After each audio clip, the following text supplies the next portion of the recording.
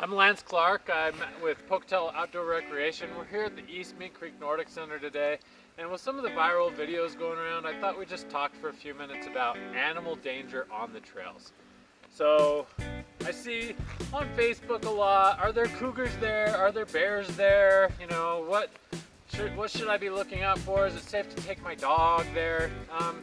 Animal danger on the trail is really quite low. We're gonna say the number one danger to you is probably a moose, okay? Moose are big, they're kind of grumpy, and they're a little bit aggressive in certain seasons. The good news is they're really easy to see ahead of time and move out of the way. So generally, if you leave a moose alone, they'll leave you alone. So don't go get that close-up picture with your wide-angle cell phone, okay? So moose can be problematic. If you watch, any of our Facebook sites or anything, there's usually moose warnings if they're in highly populous areas. One of the main questions we get though is cougars. Should I be afraid of mountain lions or cougars? And the answer is probably not. Unless you're very small and you go out at night and make deer noises, you're probably okay. There has not been a fatal cougar attack in the history of the state of Idaho. So statistically, you're in pretty good shape. Cougars really like to go out at night. They really like to go after smaller game, and they just don't seem to be interested in people. We did have about 5 residents in the Nordic Center last winter, and they tended to climb a tree or scamper off when anybody came near. So they went their way. I called Fish and Game to see if we should be concerned. Fish and Game was basically like, sounds normal to me. They should be fine. They're probably always there, and that's true. You just never see them. I've worked at the Nordic Center for 17 seasons. I do a lot of night shifts grooming. I've seen 3.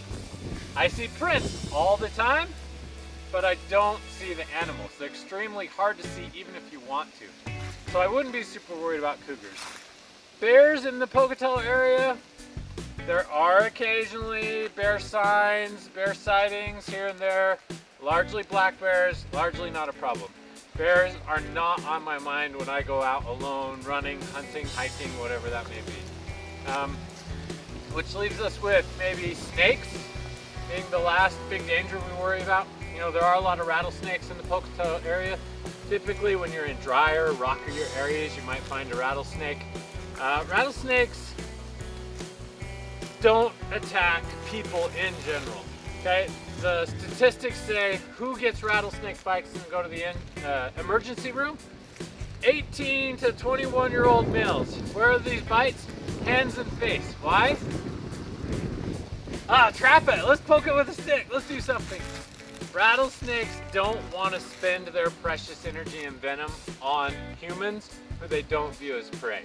They would really prefer to go their separate ways. We see them a lot out on the lava flows when we go caving with our teams, and they generally just sit there. The only time they get riled up is if a group of kids surrounds them or if they get poked with a stick or anything like that. So rattlesnakes are more a danger to your dog. If your dog is a curious or kind of a dopey dog, you might consider anti-venom shots that are available for your dog. Other than that, me personally, going out on the trails, morning, evening, night, alone, I'm not super worried about animal attacks besides human animals. So some tips: go in a group if you have that option. Groups are the safest way to go.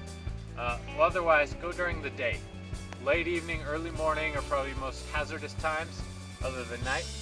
Going during the day, go with a group, or go in a populated area. City Creek, super low likelihood of something bad happening there just because it's so busy. The animals are aware there's a lot of people there and they bail out quickly.